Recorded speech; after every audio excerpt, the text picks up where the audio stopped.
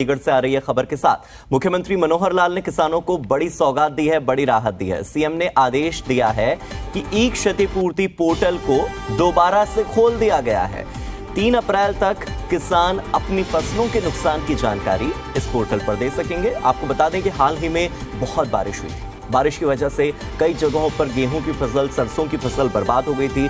बहुत सारे किसान अपनी स्थिति पर आंसू बहा रहे थे और इस वजह से किसानों का जितना नुकसान हुआ, किसान काफी परेशान थे। लेकिन दुख के समय में, कष्ट के समय में मनोहर सरकार ने किसानों को राहत देने का फैसला किया है। अन्नदाताओं के लिए ये पोर्टल खुल चुका है।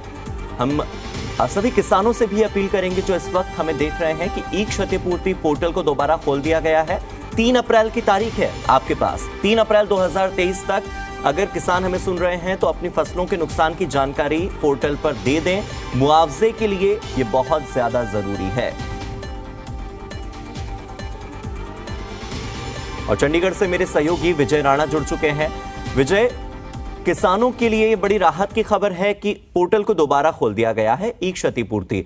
किसान कैसे अपने नुकसान की जानकारी इस पोर्टल पर भर सकते हैं? अगर आप थोड़ा तकनीकी पहलू समझा दें तो हमें देखने वाले दर्शकों के लिए आसान होगा, खासतौर पर हरियाणा के किसानों के लिए जो इस खबर को देखने के बाद अपनी क्षतिपूर्ति की डिटेल्स ई क्षतिपूर्ति पोर्टल पर भरेंगे।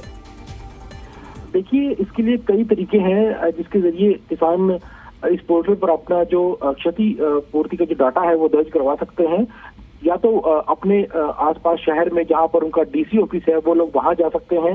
इसके अलावा हर कस्बे में सरकार की ओर से अटल केंद्र खोले गए हैं जहां पर कंप्यूटर के जरिए जो कंप्यूटर ऑपरेटर होंगे वो अप्लाई कर सकते हैं किसानों की ओर से क्षतिपूर्ति पोर्टल पर। इसके अलावा फसल.haryana.gov के नाम से एक वेबसाइट है। अगर किसान चाहें तो घर बैठे इस वेबसाइट पर, अगर उन्हें कंप्यूटर चलाना आता है या घर में कोई ऐसा है जिन्हें कंप्यूटर की जानकारी है, उसके जरिए भी वो जो अपनी जो शिकायत है फसल खराब की जो डाटा अप्लाई करना चाहते हैं वो अप्लाई कर सकते हैं। इसके अलावा एक क्रॉप इंश्योरेंस के नाम से एक मोबाइल ऐप भी है। उस ऐप के जरिए भी किसान अप्लाई कर सकते हैं क्षतिपूर्ति पोर्टल पर। और कहीं न कहीं सरकार ने एक बड़ी राहत दी है इस पोर्टल को दोबारा खोलकर, क्योंकि कई किसानों की शिकायतें थी कि या तो पोर्टल पर अप्लाई नहीं होता है, जब चेक किया जाता है तो वो खुलता नहीं है, पोर्टल बंद रहता है। तो काफी शिकायतें मिल रही थी पूरे प्रदेश भर से और सरकार ने अब दोबारा इस पोर्टल को खोला है खासतौर पर किसानों के लिए और समय दिया गया है कई दिन का। तो किसान चाहें तो आराम से इस पोर्टल पर अपनी जो फसल खराब हुई है उसका ब्यौरा जो है वो अप्लाई कर सकते हैं, ब्यौरा डाल सकते हैं। और जो तरीके हैं, कई तरीके हैं। एक बार फिर से बताना चाहूंगा कि वो डीसी ऑफिस जा सकते हैं, वहां उन्हें सहायता की जाएगी।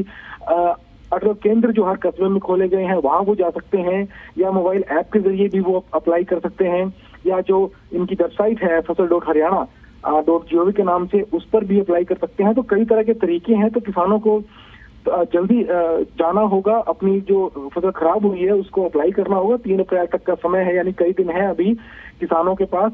और ये जो पोर्टल है अब सरकार की ओर से दोबारा खोला गया है तो किसान अप्लाई कर सकते हैं। और विजय, मैं ये समझना चाह रहा था आपसे कि कौन कौन से वो किसान हैं जो इसमें अप्लाई कर सकते हैं, यानी कि कुछ बार लगाया गया होगा या कोई मापदंड तो होगा कि इतने प्रतिशत से ज्यादा फसलें खराब हुई है तो ही आप अप्लाई कर सकते हैं?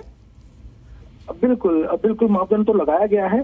जिन जिन गांवों में फसलें खराब हुई हैं उनका जो वहां के उस शहर के जो डीसी होंगे वो उन गांवों की लिस्ट तैयार करेंगे कि इन गांवों में जो है वो ज्यादा फसलें खराब हुई हैं और उन्हीं गांवों के किसान जो हैं वो इस पोर्टल पर अप्लाई कर पाएंगे। यानी डीसी की ओर से जो लिस्ट तैयार की जाएगी अपने इलाके की, उन गांवों के किसान हैं वो इस पोर्टल पर अप्लाई कर पाएंगे।